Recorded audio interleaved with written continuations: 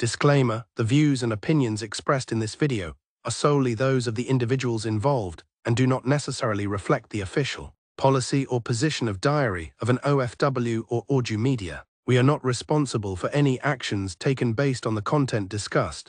Ciao, ahoy, dobry den. Welcome again sa panibagong episode ng ating Diary of an OFW podcast kung saan ito ang kwento nyo! So, andito po tayo ngayon sa ating special guest right now. Kasama po natin si Ate Marites at pag-uusapan po natin about sa ating taxation and so on. So, Ate, kamusta naman po? Paalala po kayo. Okay lang ako. Ako si Marites Yeglikova.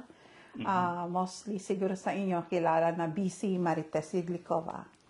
So, tagal na ako dito sa Czech Republic, mga 23 years. Tapos, noong 2010, nagkaroon ako ng Czech citizenship. Tapos, ano pang gusto niyo malaman?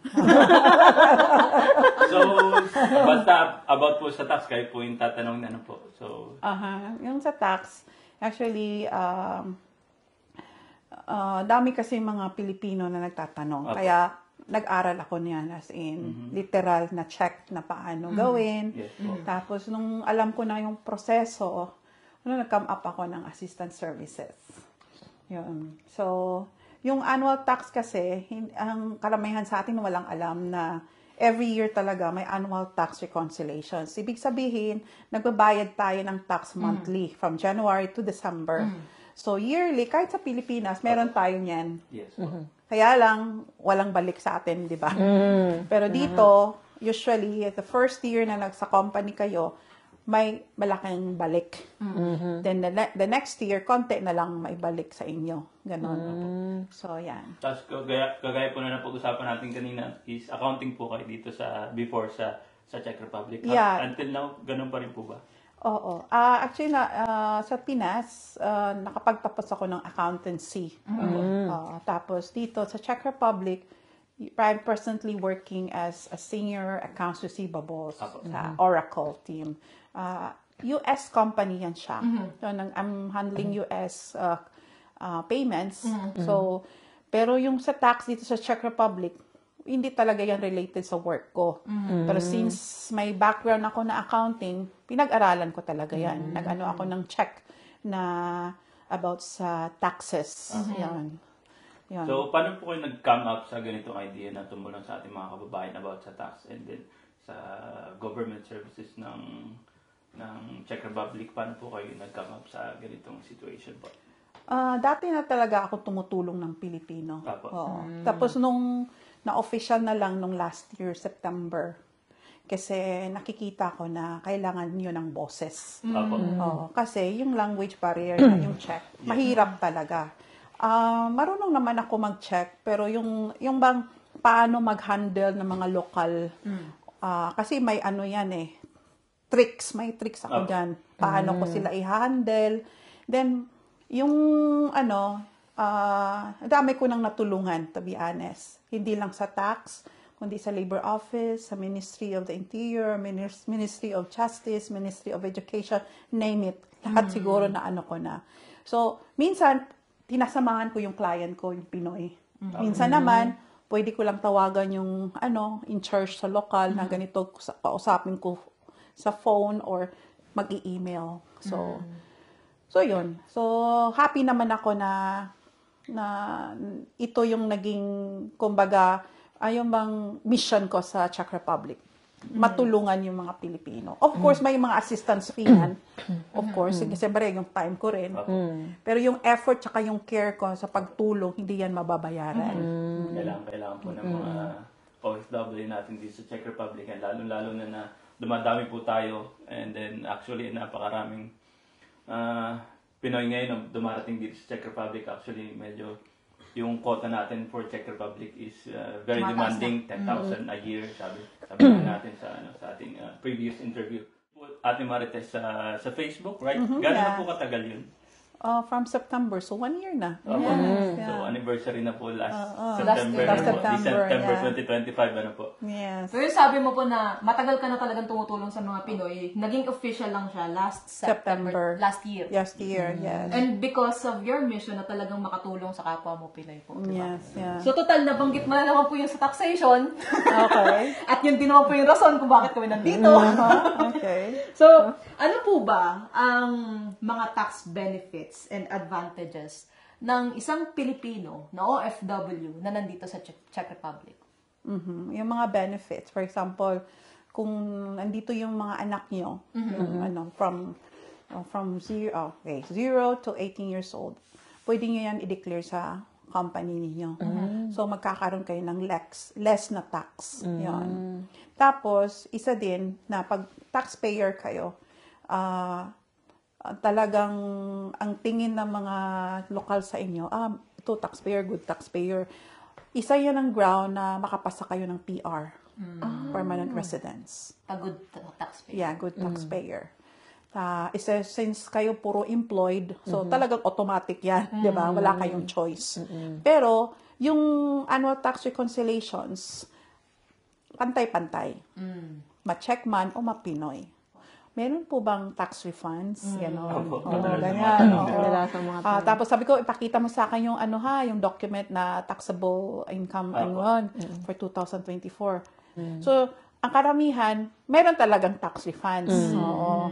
So, ang benefit kasi, pantay lang kasi yung Czech government eh. Pinoy ka man o hindi. Pantay lang ang nila dito. Pantay-pantay lang po yun. Pantay-pantay. Basta may employee card ka, syempre. Yes. Yung mga Pinoy na Correct. nagtatrabaho sa mga factory natin Yes. dito. Share ko lang po katulad po nun sa akin, sa tax ko. Kasi first year, nakatanggap po ako ng tax, di ba? Sa Magkano? Magkano sa first naman? company ko po, nasa 32,000. Wow. Malaki na yan, ha? Oo. Medyo. And then nakausap ko po kayo last time na paano po yun? 1 year ako ng trabaho, tapos nakatanggap ako for the first year ng tax. And then the second year ko, lumipat ako ng ibang company.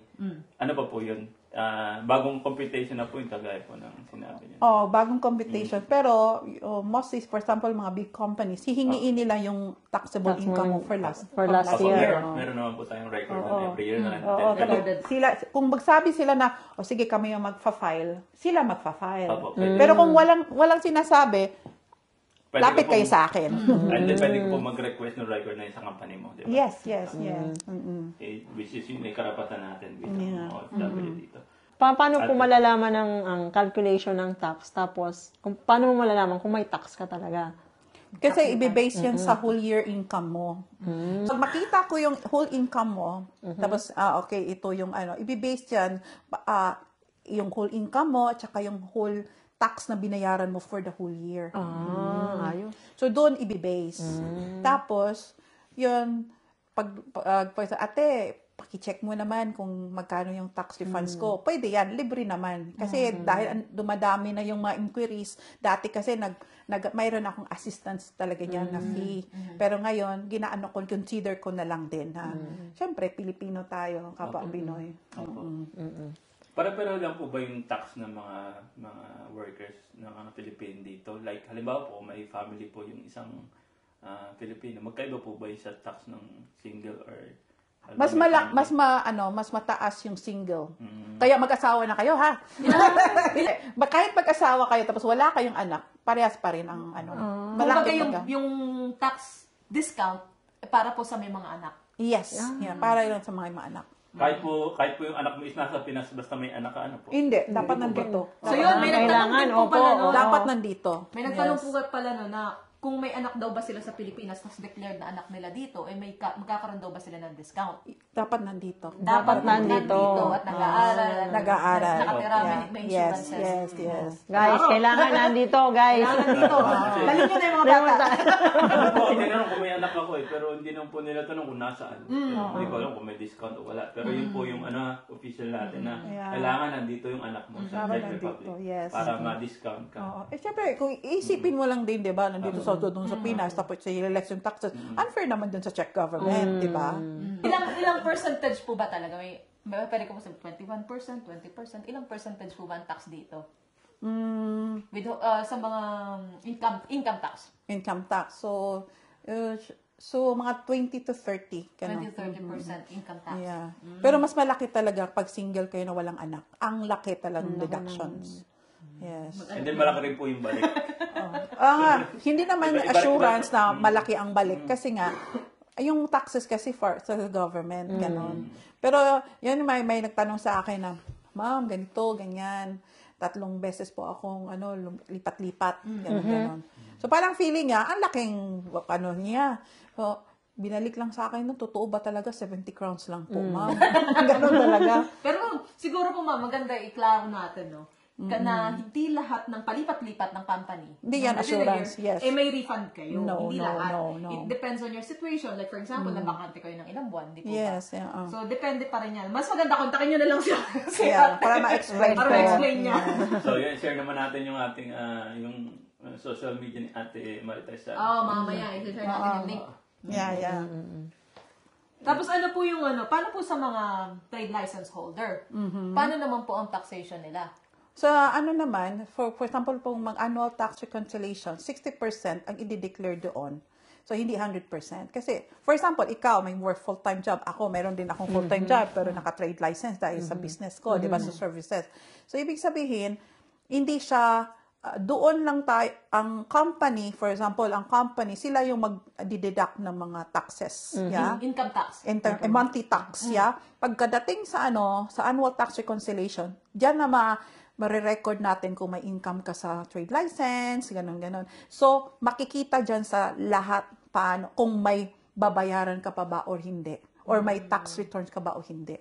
So, yung double ang natin. May Double calculation. Oo. So, pagka, halimbawa, trade license holder po, tapos halimbawa, walang income, na pumasok sa, as a business, may tax po ba yon or wala? Wala. So, as long as may income ka, dun lang po papasok yung tax calculation. Yes. Paano naman po ginagamit yung mga social security, yung health insurance dito? Bilang isang OFW or Pinoy? May na lumapit sa akin na OFW. Naawa ako kasi nahulog siya, naoperahan, na ospital. Walang nag-explain sa kanya.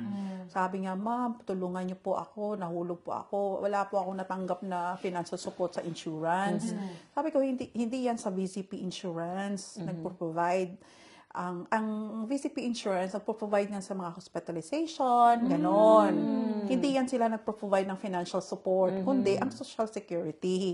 So, na-explain ko sa kanya, hindi siya makalakad that time. So, ako sige, sabi ko, send ko yung SPA, ako nang lalakad doon sa Social Security. After 2 weeks ata, nakatanggap siya. Ang laki. "Ma'am, ang laki." Talagang tuwang-tuwa siya. Hindi pa kami nakita. Sabi ko, "Bayaran mo lang ako yung assistance fee ko pag okay ka na." Pero binayaran niya ako. And ang akin lang is walang alam ang mga Pilipino. Nga po. Talaga yun. Parang hindi naman po dahil sa services nyo na ino-offer, but really, to educate the Filipino na nandito. Kasi, mahirap nga po, gaya po namin, nakatagal na kami dito, pero hindi namin alam niya ganyan pala. Oo, yan mga pasikot-sikot. Minsan yung HR, hindi naman natin i-blame kasi may mga trabaho din sila. Hindi nila ma-explain sa mga OFW na, punta ka dito, punta ka dito. Usually sila talaga nag-aasikaso ng mga papers yan, kukontakin ng Social Security. Ng client ko, kinausap ko yung sa Social Security, anong nangyari dito, ganyan. Nalaman nila na hindi inasikaso sa company. So, ako ang nag-asikaso, literal. So, sige, ganito, ganyan. Pa-fill up, ipepirma sa kanya. Siguro after, siguro 4 months or 5 months siya naka-receive ng financial support sa government. Malaki daw. Hindi ko na tinanong kung magkano. I-follow-up question ko lang po yun, ma'am. Kasi, di ba, sabi niyo po, yung VCP is pagka sa hospitalization. Yes. So, yung OSVET yun pa rin, yes. Lahat ng insurance na nagagaya ng ganyan. O yung hospitalization. Yung Social Security po is, papasok lang yan para sa incapacity of work. Yeah, for example, naka-sick leave kayo, dyan papasok ang financial support. So, hindi siya galing sa VCP? No. For example, naka-sick leave kayo ng matagal. Tapos, hindi kayo makapag-work kasi nga kasakit kayo or may naoperahan kayo, hindi kayo nakalakad. Siyempre, normal yan, di ba? So, mag-step in dyan ang Social Security, which is ang government. Kasi since taxpayer kayo, dyan kinukuha. Akala namin, galing VCP No, yun. no. Yung sa VCP din, first of all, magbili ka ng gamot. May mga discount yan. VCP ka, okay. I-less niya yan. Kadalasan po ba hinihingi yung card? Yeah, kadalasan. Kapag bibili ka ng Gamot. For But example. for, for critical... Tatanungin ka. Discounted yan. Part yan. Kapag nagsakit ka, bili ka ng gamot sa Likarna. Dahil kasama yung Kasama yan. Tatanungin. Ipakita mo lang.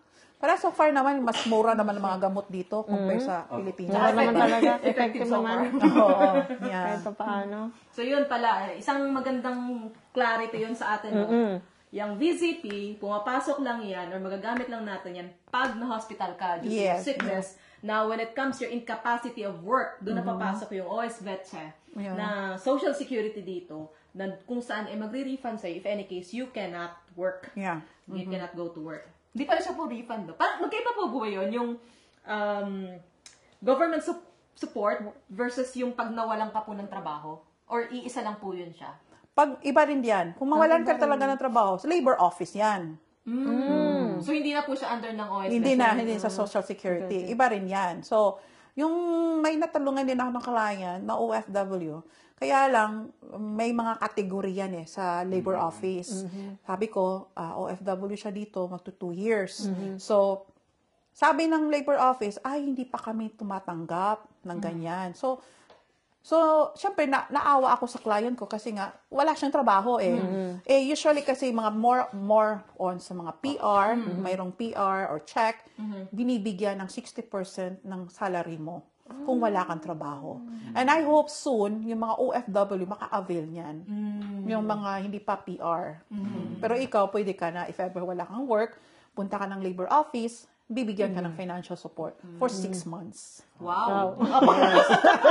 Yung po ay galing sa check government. Yes. Kung meron ding iba na halimbawa is nawalan ka ng trabaho, meron din mga non-government organization na tumutulong dito sa check. Diba? Pero ito talaga, literal na financial support. May Ikaw, pwede ka na ng Juma. may client nga ako, akala niya hindi. So, talaga ako lang nag-work, ang husband ko, gano'n. Sabi ko, ano pala yung wala na siyang trabaho, magbo 1 year na. Sabi niya, sige, turungan ko kayo ng mag-assist ako sa labor office. Bakit? Kasi walang alam. Wala talaga. Walang silang Pagkatapos, first nang natanggap niya, ang laki namang binigay. Ganun ba? Talagang nagulat siya. Sabi ko, for 6 months yan, ha? Sabi ko. Pero, may kondisyon. Magpapakita kayo niyo ng once a month sa labor office. Tatanungin ka, may trabaho ka na ba nakita? Ganon. Sila magbabayad sa'yo ng social security tsaka sa insurance mo. Bukod pa po yung... Yes. Talaga. Pwede mag-butt-in kahit wala ako sa video. Yes, okay po. Ano lang paalala lang sa mga hindi magandang mag-ask ng financial support sa government before kayo mag-citizenship. Kasi makaka-apekto yan. Kailangan wala kayong record na naging pabigat kayo sa government. Okay. Magpa-passport muna pala ako. Sa mga wala pang PR dyan. Yes. Or yung PR for citizenship. Kasi sa citizenship. Sa check particular yan hindi ka sila. pa ma-citizen, humihingi ka na ng Government support. Hanggat maaari. hanggang maaari huwag kayong... Huwag mo tayo humingi ng financial support dun nga sa sinabi ni Ate Marites sa government and check. Then, kung magagawa natin ng paraan, kung magagawa natin tulungan yung ating mga kababayan, humingi ng tulong. And marami naman tayong may mga NGOs, non-government NGOs, and then organization. yung Philippine Embassy Mga kababayan natin. Pero siguro yun, kasi pag nagkasakit ka naman siguro, Considered naman, pero yung mga hindi ka employed, hindi ka ng, di ba? Kasi, Pero yung mga accident, pwede naman Pwede, siguro. Kasi mo naman plinano yun. Pero kung ayaw mo na talaga na magtrabaho, hindi po pwede yun. Yung tinulungan naman ni Ate Marites is mga na yun residents na hindi. Yes, residents na sila dito. Kasi po may nangyayari minsan na kakarating pa lang or ilang buwan pa lang sa Czech Republic. natatanggal na agad sila sa trabaho, hindi nahihirapan sila nagkakaroon sila ng problema, hindi naman maiiwasan. Pero kahit na may PR kayo, huwag kayong maging unemployed. At saka huwag kayong hihingi ng kung ano kasi hindi talaga kayong mabibigyan ng citizenship. Tsaka feeling ko po, kailangan mo pa rin magtrabaho kahit PR ka na eh. Kasi magbabayad ka ng insurance eh. Dapat. Yes, naman dapat. talaga. Oo. Yun lang, in case-to-case basis yan. Siguro, as much as you can, wag mo na lang gamitin yung government support na yan. Kasi, syempre, parang, naman kung parang abuso naman. Huwag naman sana natin abusuhin. Hindi porket available siya, abusuhin na natin walang trabaho. Huwag tayo magtrabaho kasi 6 months. Kasi naman yun. And then, share ko lang din kasi dito naman sa check is, ang daming trabaho. Yeah, dami. Yung trabaho yung nag-ahanap sa atin. Pwede tayo magpalipat-lipat, ang daming a-apply, ang daming agency, ang daming nag-advertise sa Facebook pa lang. Nakikita natin sa ating everyday na pag scroll din, nakita natin mga hiring. So, apply tayo sa mga ganyan na hindi tayo maging unemployed. Yes, correct. Maiwasan natin yung mga pagiging ng tulong sa mga ganyan. Kung gusto natin maging residents or PR dito sa public, diba? So, yung mga benefits po ng Social Security. Ano po yung mga benefits? Tsaka ng health insurance. Ano mga benefits po nun? Bukod po dun sa nabanggit natin na government support or nagkasakit. Okay. Isa din ito. For example, kung may anak nabuntis kayo, gano'n, mabuntis kayo, sila yung magpo-provide ng maternity leave sa Social Security. First, 3 months sa company. And then, after that, sa Social Security na. Then, yung parental allowance na 350 to 400,000 na ata yung isang bata na support. So, doon yan sa labor office. Labor office na siya. Yes, sa labor office. Literal talaga, pupunta doon, ipakita yung birth certificate ng bata na napanganak mo dito, gano'n. Dito hindi sa Pinas. Kasi nga, Hindi pwede sa Pinas. dito guys. Kasi hindi ma-confuse. Dito talaga. Payo sa mga mambubuntis. Magpabuntis Isa kayo, basta magpabuntis. At isang anak dito. 300 to 400,000 dito lang. Kung gusto nyo 300 plus, around, 800k sa Pinas. pero about po doon sa pagbubuntis, may requirements po ba or time frame yun? Kailangan nasa company ka, nagtatrabaho ka sa Kung halimbawa employee card holder po kayo.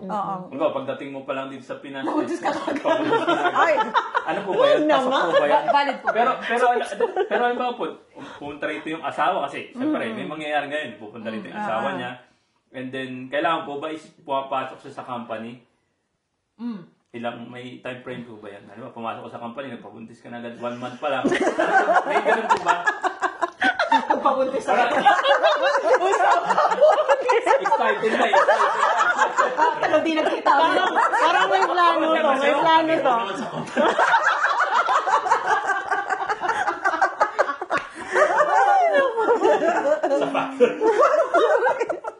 Pero hindi po, yun nga, may time frame po ba na kung halimbawa, kailangan 1 taon ka na nagtatrabaho bago ka maka-avail? May mga ganun po ba? Or anything? Good question. Dapat 2 years. 2 years. Kaya magtiis.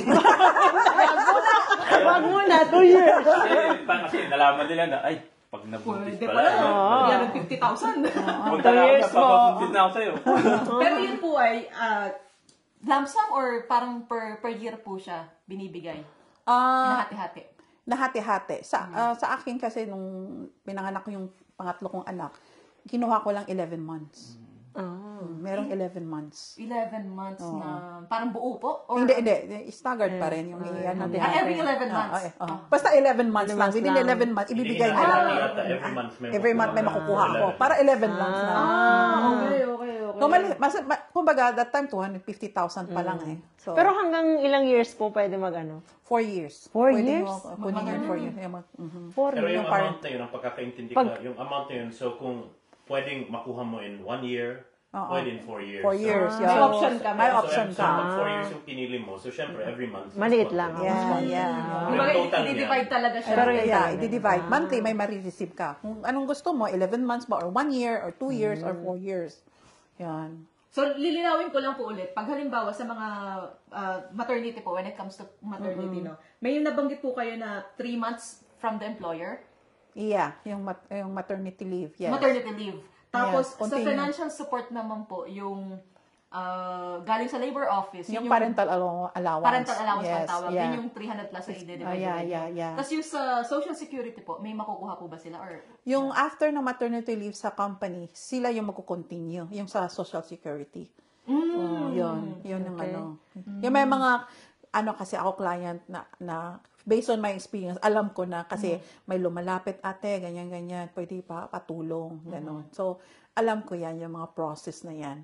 So, after ng maternity leave, yun, papasok na yung parental allowance. Tapos, isa pa, ang kagandahan dito, pag mga anak ka, first baby mo, may birth grant na 20,000 ata or birth grant. At it doesn't matter po kung ilan yung anak mo sa Pinas. No, it doesn't matter. Basta dito na panganak. Basta dito na panganak. Basta dito na panganak. Dito na ako na 20,000 grant. Tapos meron ka pang 350,000. Hatiin mo kung ilang taong gusto mo. Diyos ko, Lord. Pero wag din po natin kalimutan na may mga insurances din. After yan. Hindi na, automatic yan pag dito. At kailangan po nilang Bayaran if yun. employee card. Pero pag PR po, Automatic walang bayad. libre. Libre. Kaya magbuntis ka na. Bubuntisin ko. Libre yan.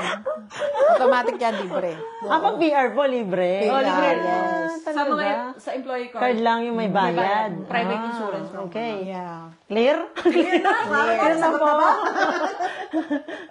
So, sa mga plano magpakasal naman po, pero complicated, or kasal sa Pinas pero hiwalay na, paano po sila natutulungan? Or may case na po ba kayo na nangyari na natulungan? Wala pa akong on process pa lang. May nag-inquire. Pero iklaro ko lang kasi wala tayong divorce sa Pilipinas. Pero meron akong partner na lawyer, check siya dito sa Barno. Nag-meeting kami na pwede ma-divorce ang isang Pilipino dito sa Czech Republic. Basta may written consent sa ex sa Pilipinas. So, syempre, may process yan. May anak ba kayo? Ano pa rin yan? Part sa court hearing. May property ba kayo? Ganon.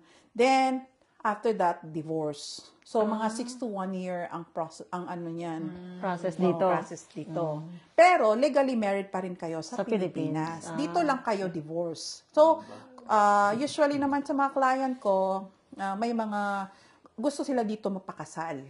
So, giklaro ko lang na pagdating nyo sa Pinas, married pa rin kayo sa ex nyo. Ganon. Kaya lang, syempre, yung mga sabi ko nga, that's basta may written na consent na pwede na makipag-ano. Gusto magpakasal na halimbawa ay dito sa Czech Republic, ay naiiwang ex na wala na talaga sila, hiwalay na talaga sila. Yes. Kasi matagal ang proseso sa Pinas. So, pwede na dito is magde-divorce sila, pero sa Pinas is kasal pa. Basta pumayag yung Bibigay lang is nyo, ex nyo. consent. Basta consent lang na pumapayag yung mag-divorce. Divorce, Yung yes. part nila dito sa Czech Republic para makapag-asawa na lokal. Kung gusto Local. magpakasal. Or bago, parang ano. Kung gusto nila magpakasal. Apply. Hindi po ba yun makaka-apekto pagka nagbakasyon sila sa Pinas? Tapos iba yung name nila, iba yung apelido nila. Yun nga yung yun din ang, kumbaga, siyempre sa Pilipinas, iba yung record nila doon, di ba? Pero nga sabi na pag dito lang talaga sa Czech Republic.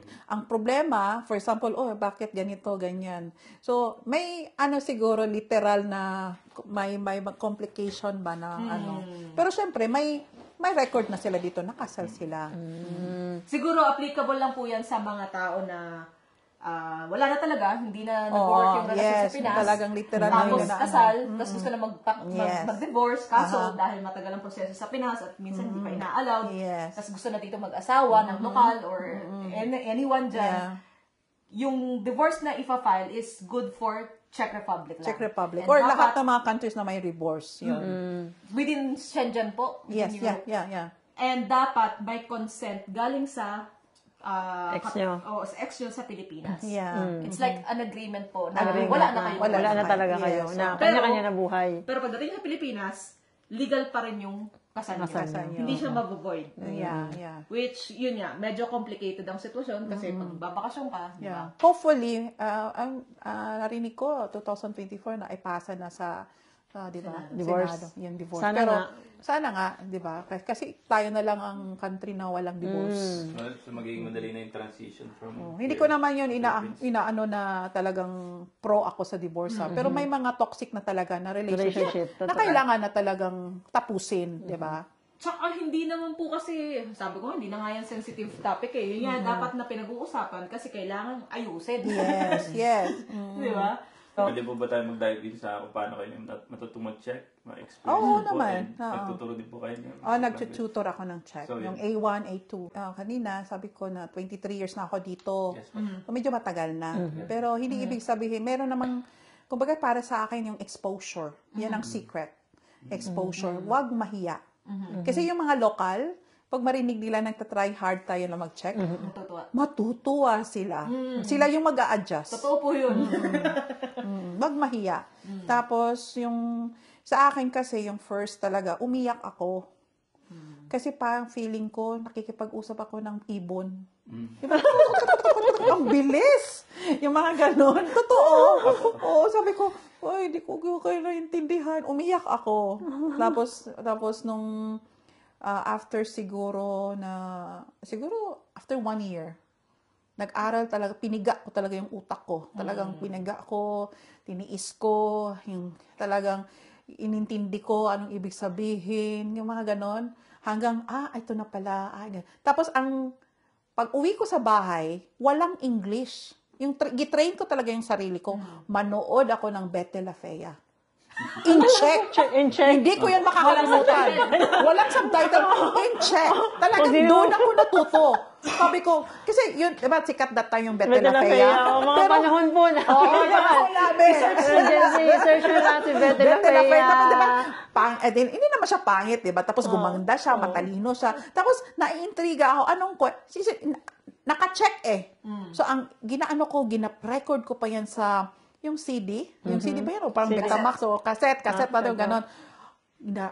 Pagkatapos, diba, 1 hour lang yung Betty La Fea or 30 minutes, ginabalik-balik ko yan. Nanunood ako ulit-ulit hanggang nag-i-enjoy na ako, nai-inlove na ako ni Armando. Armando.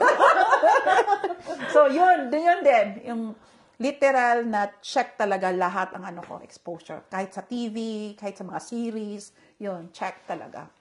Nga po, yun nga din po yung sinasabi namin na pagka gusto nyo talaga matuto, expose yung sarili nyo, makipag-usap ka, i-practice mo, manood ka ng mga check, kahit yung subtitle, basahin mo, para ma-familiarize lang yung pronunciation nila, yung paano nila sabihin yung mga bagay-bagay, yung construction ng words nila. Correct. Yung pagtuturo mo po ng Czech language is more on online. Online, yeah. And private tutor po. Private tutor. Individual po yung gawa mo? Individual, yeah. So, meron din akong 2 estudyante, pero hindi ko pinaparamdam sa kanila na teacher ako. Kumbaga, parang ate lang nang tuturo, o ganito, paano pag-pronounce, ganito, ganyan. Sa ate, paano ganito, ganyan. Tuturuan ko. Sa anong ibig sabihin yan? So, may mga tanong sila, sinasagot ko. Yun ang mga tutorial na lesson. May books naman ako ng guide, pero more on practical. Yeah. Kasi sa book kasi parang basahin mo lang. From the basic. Yeah. Tapos ang tinuturuan niyo po is lahat iba't ibang foreigners or Filipino lang? Filipino lang. Filipino. Yeah. Okay. Filipino lang. So yun guys, pwedeng i-message si Ate Marta sa kanyang Facebook page about sa tax, and then meron din siya, tuturo din siya ng one-on-one Yeah, na sa mga gustong matuto Private ng tutor. private tutor, Yeah. private tutoring sa Czech language. Yeah. Baka pwede po kayong mag-share ng inspiring story na hindi makakalimutan. Sorry. Parang marami. Yung isa lang po na hindi nyo tumatak talaga sa inyo. Inspiring story. Yung kumbaga, nung nag-start akong itong services ko, yung bang, sabi ko, nagdasal talaga ako. Ano bang mission ko? Siyempre, may 3 akong anak. Mission ko rin. So, mother ako, kumbaga. Pero ano pa talaga ang mission ko? Nagdasal talaga ako. Tapos sabi na, sige, gamitin mo yung pangalan mo. Seconds pa lang may nag-message sa akin. Sabi ko, hindi pa naman umabot ng 5 minutes. Talagang nag-message siya. Hello. Ayan. Tapos yun, tumawag siya sa akin. Sabi ko, may problema daw siya. Hindi ko na detalyehin anong problema niya. So to make the story short, mabigat yung kaso niya. As in, problema niya. Na-inspire ako kasi effort ko yun eh. Nung nakita kami at na-solve ang problema niya na kahit normal check, hindi siguro nila kayang i-solve yung problema niya, na-solve ko. So talaga umiyak na siya, nag-hug siya sa akin yung client ko na Pinoy. Thank you, sis. Thank you talaga. Ikaw answered prayers ka talaga, sis. Doon ako na pala ako. Kumbaga, ito pa lang yung services ko. Pinagdasal din pala nila ako na may magtulong sa kanila. Kasi hindi nila kaya eh. So, lahat ng transactions, lahat check.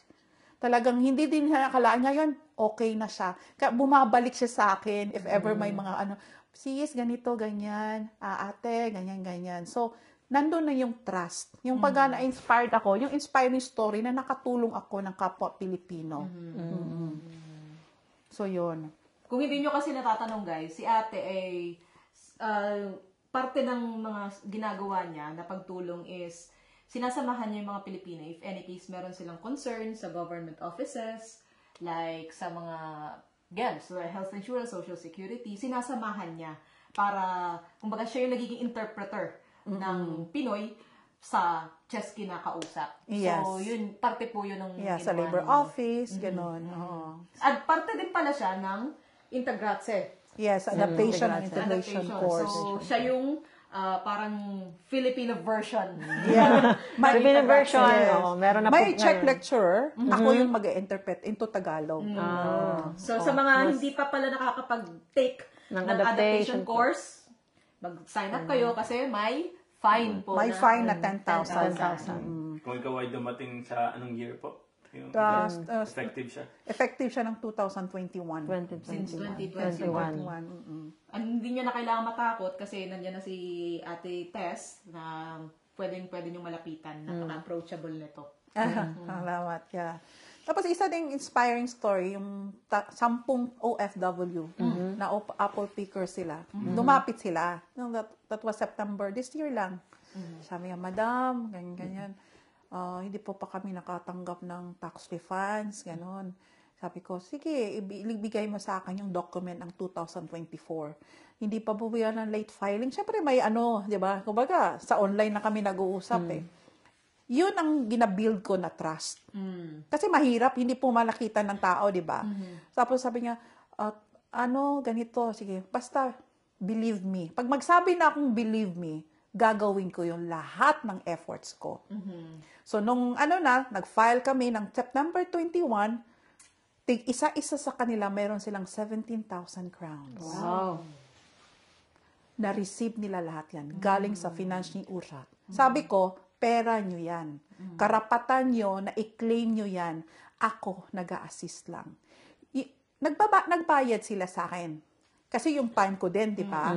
Pero yung effort tsaka yung care ko sa kapang Pilipino, hindi yan mababayaran. Totoo naman. So, yun ang ko. As in, natuwa ako. Natanggap nyo ba lahat? Opo, ma'am, natanggap namin. Iba yung saya, di ba? Na talagang, wow, ang effort ko doon is nag-assist ako. Hindi pa kami nakikita niyan, pero yung respect nila, nakuha ko. Kasi yung sabi ko, ganito ang gawin, ganyan ha, follow ka lang, ganyan. Pinasa ko yung annual tax reconciliation doon sa Financial Urat, yung sa Tax Authority Office. Tapos sabi ko sa kanila, maghintay kayo ha, magsulat yun sila sa inyo. Tapos kung naka-check, i-forward nyo sa akin, ako mag-i-interpret into Tagalog. Ganon. Tapos anong ibig sabihin nyo po? Ano pang ibig sabihin nyo to, ma'am? On the way na yung nyo, pera. So, ganon. So, yung bang, kahit hindi nila ako nakikita, alam nila na may Ate Tess na tumutulong. And I think yun po yung parang naging core mission mo na makatulong ka sa kapwa. Yes. Not because you're you're offering the services na may makukuha ka pa rin. I think na hindi naman dun po ganun kamahalan. Hindi. Parang kayang-kayang, parang barya lang sa'yo. Yeah. So, iba pa rin po kasi yung impact na nakakatulong ka. Yes. Kapwa mo. Yeah. At maraming nagtatanong paano ko ma-handle yung time ko. Kasi sa morning, nagtuturo ako ng teacher ako sa preschool. Pero part-time lang ako dyan. Part-time. Then sa 12 noon to 8:30 in the evening, full-time ako dyan. Yung senior accounts receivable ako. So, yung hinahandle ko dyan is US payments. Talagang difference sa Czech Republic, di ba? Pero, pag once may, alam mo ba yung, hindi ko masabi kung ano yan. Pag nasa bed na ako, usually ang mga OFW, nagka-text yan pag gabi. Hanggang night shift pala din. Ma'am. Siyempre, hindi ko naman, siyempre, wala din ako.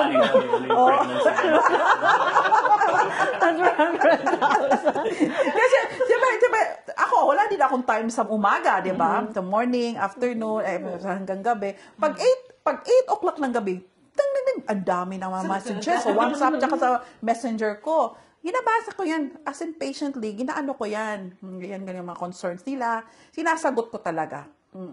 Tapos, yun lang, siguro yung akin is, yun ang ano ko, adrenaline, na talagang, yung bang, yung ang dugo ko, okay, kaya masaya ako. Buhay na buhay. Buhay na buhay. Buhay na buhay, may buhay. Ang daming messages, dami mong sasagutin. Pero hindi yan nagbabayad. I mean, may nagtanong pa, ma'am, pwede magtanong, may bayad ba? Gano'n ang tanong, kung ano bayad. Ina-assist mo sila whether magbabayad sila or hindi. Oo, yes, of course. So, i-change ko yung sa tax annual reconciliations. Kung gusto nila makita, malaman kung may tax refunds, hindi ako nagpabayad yan. I-change ko yan. Sa mga foreigners, of course, magbabayad ako. Oo. Yung, may lumapit, actually, yung service ko, pang Pilipino lang. May lumapit na isang Polish na nagtatrabaho sa Brno. Sabi niya na, I need your help. Kasi nakikita niya, siyempre, nakapublic yung post ko. Sabi ko, alanganin ako kasi nga hindi siya Pinoy. Pero siya please nag-beg. Ngayon, nag-worry siya kasi wala siyang makitang accountant. Sabi siya, okay, sige, give me your taxable income for 2024. So giganon ko, okay, si pasa ko ito, may tax refunds. Kaya natuwa siya. Siyempre parang para sa kanya, really? Pero ko sa kanya na you need to go to the tax authority office by yourself. Kasi iba yung sa Pinoy eh. Kasi ayaw kong gano'n. Kumbaga, nandito na sila sa Czech eh. Parang Pinoy walang alam paano pagpunta doon, di ba? Tapos meron ding taga Lithuania, yan. Meron ding taga paano yung pagbigkas? Kazakhstan, tsaka Kyrgyz. So, yun ang mga client ko so far na mga foreigners na 3. So talagang hindi lang pang Pinoy pala itong services. Grabe, no? Yung po yung mga inspiring story. Ano naman po yung challenging story na na-experience niyo? Yung tipong kahit ikaw hindi mo kayang, sa tingin mo ay hindi mo kayang isolve, pero na-solve mo. Yan. Ang dami. Kung marami yung success stories, mas marami yung challenges. Kumbaga yung challenge ko, first siguro yung language. At saka, ito, pagkakataon ko na lang ito na sa mga Pilipino na takot na, kumbaga yung bang, ay dito lang ako kasi wala nang pag-asa. Huwag ganyan. I-change yung mindset nyo. Kasi, lahat tayo, everyday, may tendency talaga tayong mag-grow. For example, sa language. Ay, hindi ako marunong mag-language. Mahirap kasi ang Czech. Huwag ganun. Kahit 1 or 5 words a day, practicein nyo. For example, ja mam halat. Ja mam žizen. Sem onavena. Everyday yan. Magugulat na lang kayo for 365 days. Ang dami ko nang alam. Diba? Oo. So, isulat nyo. Yan ang ko sa inyo. I-advise ko. 5 words. 5 words. Every day. Halat. For example, žizen. Práce. For example, nemots na. Ganyan ba? Isulat niyo yan. Tapos may mga ano na kayo, improvement. Ganon. Ako, nag-aaral ako hanggang ngayon, continue pa rin. Kahit na sabihin natin na meron akong Czech citizenship, tapos, meron na akong, citizen ako dito. Pangalawa, nakapasa ako this year lang, yung sa C1 sa Charles University. Congratulations pala. Thank you. Parang na doon ka na sa pinaka-top. Pero mahirap talaga. Kasi yung ano ko din, since nasa ako sa community ng Filipino, kahit hindi na ako Pinoy, kumbaga sa mga documents ko, yan ang goal ko na talagang mag-aral ako ng mag-igi para meron na akong lisensya na as interpreter. Kasi under lang ako sa Ministry of the Interior sa ngayon. May nagtatanong pwede pa maging interpreter ka sa kasal namin? Meron ng ganon. Pero naging honest ako na wala pa akong lisensya. Pero yan ang goal. Yeah. So pagka may C1 pala po, magkakaroon ka ng parang license na Hindi pa. Kaya mayroon pang process, ang daming process sa Czech Republic. Pero yan ang goal ko. C2 talaga. C2 pa. Kung gusto mo talagang maging court interpreter, ano pa yun, kailangan C2. Yes, iba talaga. So talagang yan. Pero yung si test naman kasi yung pag-practical na knowledge, talagang na siya, yung educated na. Talagang alam niya, yung hindi naman talaga kailangan na may certificate. So, talaga yung, kumbaga functional na ba? Yeah. Functioning talaga yun. Tsaka nakakapag-communicate. Fluent na po. Conversational siya. Yung last week tumawag yung Philippine Embassy sa akin.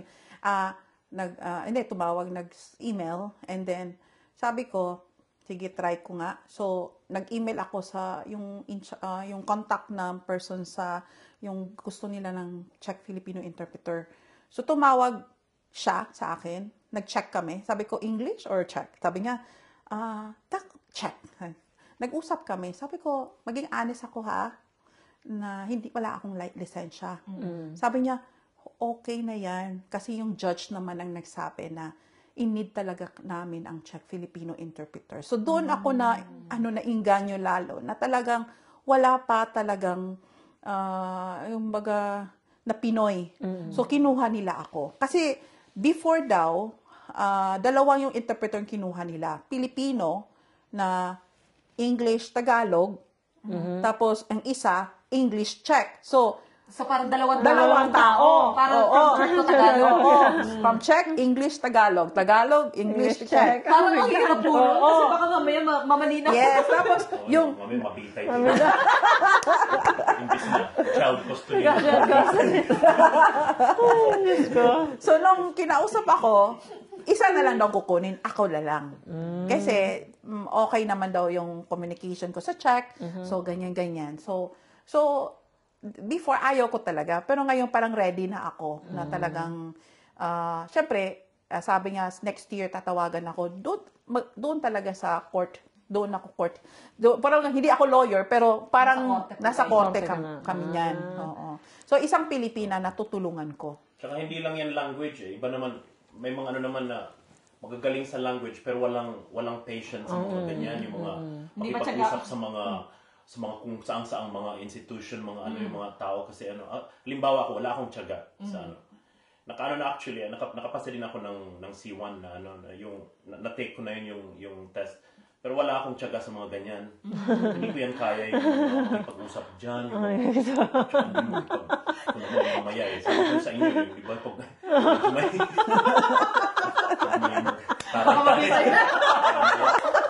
mamaya po ang mga ilangan mo. Kunin ko na lang si Tesco. May nabugbog. Hindi ibig ko sabihin, magaling talaga kasi meron siyang yung people skill ba? Yung mga ganon, di ba? Soft skill yan eh. Hindi lang naman yan mga language lang, mga grammar lang. Yeah. Para po pala klaro to sa karamihan na, lalo na sa mga bago-bago pa lang po dito. Yung Czech levels po, like for example, kailangan mag-start ng Czech A1 po, diba? A1 and then A2. And then B1, B2, and then C1 na po. Yes.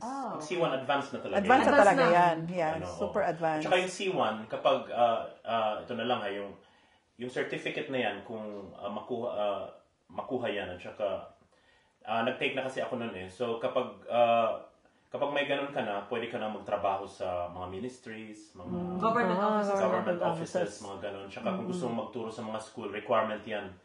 Kasi kailangan may alam ka talaga sa language. So C1, sa mga managerial position din. Yeah. Parang malaking advantage po siya sa mga positions. Parang ganun. And then, mas malapit, yung exposure mo po sa government offices, parang ano ka na rin, parang valid ka na rin, kumbaga. Kasi ano yun eh. Pag, kahit yung mga Slovaks, kailangan nun mag-take C1 kung sila magturo sa mga sa elementary school, mga ganyan. Kailangan nila yan. So yun guys, mahalaga talaga yung before 5 years, matutunan tayong mag-check kahit basic. So magdating ng 5 years na pwede na tayong may mga, yung napapansin ko kasi, yung mga Pinoy, sabi nila na okay, mag-PR, so mag-prepare for A2. Yeah. Katapos nun, okay, mag-stop na. Mag-stop. So, kasi hindi naman yan kagaya ng ordinary test lang na pwede mong in-memorya in one day, mga So, talagang continuous yan, di ba? So, I'm sure alam mo yan. Saka, talagang walang tigil yan. So, lalo na kung yung environment mo is wala ka sa like the offices Di ka of exposed the sa Czech Republic, Czech di ka locals. exposed sa mga Czech locals. Pwede ka din mag-practice trabaho mo, kausapin mo yung mga lokal, syempre. kasi mag B1, lalo yung sa citizenship, kailangan ng B1 eh. Pag B1, wala namang grammar, pero yun kailangan nakakabasa ka na, nakakapagsulat kasi yung mga writing, mga i-review mo yung restaurant or letter of complaint, mga ganun eh. So, kailangan na talaga. Pero yun, si Tesulka naman, alam niya na yan. Pwede na siyang mag-assist. So yun natin, Tess, one of the last question na lang po. Ano po yung isang, kumbaga, a word of wisdom or message nyo sa lahat ng Filipinos dito sa Czech Republic? Ano po yung message nyo?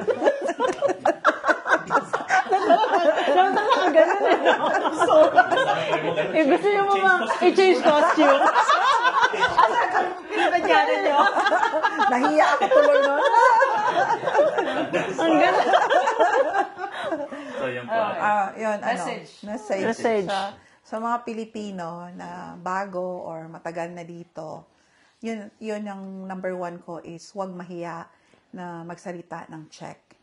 Dapat maging productive kayo. Kumbaga, hindi ibig sabihin, nakapagtrabaho na ako, kasi English lang yung language doon na ginagamit namin. Hindi yan excuse.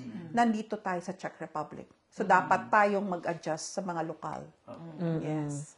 Tapos yung, laban. Kumbaga, hindi literal na laban talang lumalaban. Yung pang, dapat alamin din natin yung mga bureaucracy dito sa Czech Republic. Dapat alamin din natin yung mga ugali nila, culture nila, ganun. Kasi tayo ang dayo, di ba? So, hindi pwedeng na silang mag-a-adjust sa atin. Tayong mag-a-adjust. Oo. So, yun. Yung, kumbaga, kung may problema kayo, huwag kayong matakot. For example, iba-iba naman tayo ng kwento ng buhay dito eh. May nakapag-asawa ng Czech, merong nagtatrabaho lang dito sa Czech Republic. Pero kung naaagrabyado kayo, huwag kayong mahiya or huwag kayong matakot. Kasi, kumbaga, life is too short, di ba? Diba? So, enjoy mo lang yung life mo. Tsaka, huwag mahiya, huwag matakot. Yun. Tsaka maganda rin po talaga na may alam ka. Yes, alam ka. May alam ka. Dayuhan ka dito, dapat aware ka kung paano yes. regulations nila. Yeah. Alam mo kung halimbawa may mga concern ka sa government offices, insurances, dapat maganda na yung alam mo kung paano yung proseso. Kaya siguro nagkaroon ako ng ganitong mission para sa mga Pilipino na walang alam. Kumbaga, hindi ibig sabihin na hindi nila nagtatry ang best nila para alamin. Meron talagang Pilipino na wala ng access ba? Paano ba? Bakit ganito? Bakit ganon? Kasi wala silang access, wala silang information. Yun. Kaya andito ako, yung services ko. Opo, totoo lang. Ikaw pa lang yung nakikita ko nag-aayos sa mga ganyang papel. Kaya nga po sabi ko, i-chat ko nga to si Ate Tess. Kasi sabi ko, marami nagtatanong about sa tax. Marami nagtatanong about sa insurances. Marami yung problema sa pag-handle ng parental allowances. Yes. So sabi ko, maigi pa, iharap natin to si camera si Ate Tess para siya mismo magsasabi na experience na siya. Kasi yung tinuturo niya is based on her experience. Natutunan ko yan talaga sa experience ko. Oo. Tapos yung maghanap pa ng pediatrician ng anak mo, mahirap dito. Kasi hindi naman lahat English speaker. Totoo yan. Dentist. Napakahirap. Oo. May nag-aasa akin, ate, ganyan, pwede pahanapan ng pediatrician o dentist yung anak niya. Sabi ko, give me few hours. So, ayun, sabi ko, okay, tawagan mo to ha, sabihan mo from Yeglikova, from Atites. Yun, tinanggap siya. So, kumbaga, hindi naman sa kumbaga, siguro sa akin, yun ang mission ko. Na talagang tulong ito kumbaga. Plus na lang yung assistance fee, kumbaga. Akin lang is, nandito ako para sa inyo. Para sa kababayan. Sa kababayan. Kaya, lahat ng magme-message sa akin, talagang, kamusta kabayan? Kamusta kabayan? Nandito ako para sa inyo. Yan ang mission ko. Kumbaga, akin is yung tulong. Yung effort tsaka care ko sa inyo, hindi yan mababayaran. Alam nyo yan. Walang katumbas na halaga. Lahat ng mga clients ko na nagbibigay ng review, ano lang yan kumbaga plus lang yan. Pero alam nila, sa puso nila, paano ko sila tinulungan. Sa lahat namang hindi pa na-experience sa mga assistants ko, kung may problema kayo, kahit mag-message lang kayo, tingnan ko kung anong makakaya ko. Sa Facebook page po, ano po? Yeah, Ano po ba kayo sa social? What's up? So, WhatsApp, 1 September, meron naman doon sa Facebook ko. Yeah. We can So, we can post sa ating Sa 2028 na ito. Hindi po ako tatakbo ng tinabot. check. Wala na service ka na dito. Parang nangangampay. Okay, so ayun, sa lahat ng may mga concern about taxations, refunds, anything that all about tax, social security, health insurances, naghahanap ng interpreter, naghahanap ng assistance para sa check language, contact Ate Marites. Yeah. And ililink namin yung Facebook page niya kasama sa video. And also her contact number if any case kailangan niyo siyang kontakin. So, sana lahat ng mga kapanood dito, sa kanya na kayo mag-reach out. Huwag sa amin, please. Okay. So, eto na. Kasi po, sabi namin, sa lahat ng interview, meron po kaming isang question na pinapaiwan kada interviewee. So, ngayon po, kayo muna yung sasagot sa iniwan na question. Okay. So, yung question po na iniwan ang last interviewee is, ano yung isang bagay na experience mo na kung saan parang hirap na hirap ka or lugmok na lugmok ka, pero nakabangon ka. Paano yung ginawa mo para makabangon ka sa challenge na yun? Ay. Tumawa ka. Alam niya. Maalaala mo ba kaya ito? Kung isa-isahin ko, ang dami So, pinaka-bottom rock niyo po. Yeah. So, yung nandun ako sa lugmok talaga ako, literal na, umiiyak talaga ako. Akala ko hindi ko yun ma-overcome. Pero ito lang masasabi ko, kahit ganon kahirap, nandyan naman ang Panginoon. Mag-rely kayo sa Kanya. Kasi hindi natin kaya kung atin lang talaga yung strength sa Kanya. So, yun ang ko na kahit anong challenges na ma-encounter nyo sa buhay nyo, mapamilya man, matrabaho, kayo, magdasal kayo sa Panginoon. Kasi lahat naman tayong mga Pilipino naniniwala sa Diyos. Ako, literal talagang, especially yung mga challenges, lahat na nakakilala sa akin, ang kwento ko, alam nila yon. Hindi ko na lang isa-isahin ko dito. Kaya lang, paano ako nakasurvive sa Czech Republic at pag 23 years na ako dito at nagkaroon pa ako ng ganitong services, dahil yan, nagdasal ako. And hindi lang naman po yan applicable para sa mga OFW or Pinoy. I Sa think lahat. It goes Yes. for everyone na. Yes. Lahat naman kasi may face talagang challenge. Correct. Oo. Correct. So, nagkataon lang po siguro na ang mga Filipino is more on exposed sa religious area. Kumbaga po. Kaya, pray lang. Pray. Pray talaga. Holding on to God. Yes. Totoo. And everything will work out even from the bottom rock of your life. Yan. Correct. Maayos. Yeah, maaayos yan. Kasi walang imposible sa kanya. Take it from the 23 years na dito sa Czech Oo. Pero 24 pa ako, ha? Sanggol. Okay. Sa alam nila.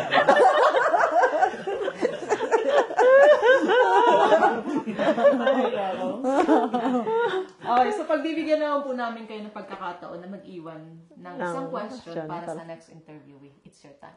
Aha. Okay. Anong tanong? Aha. Anything?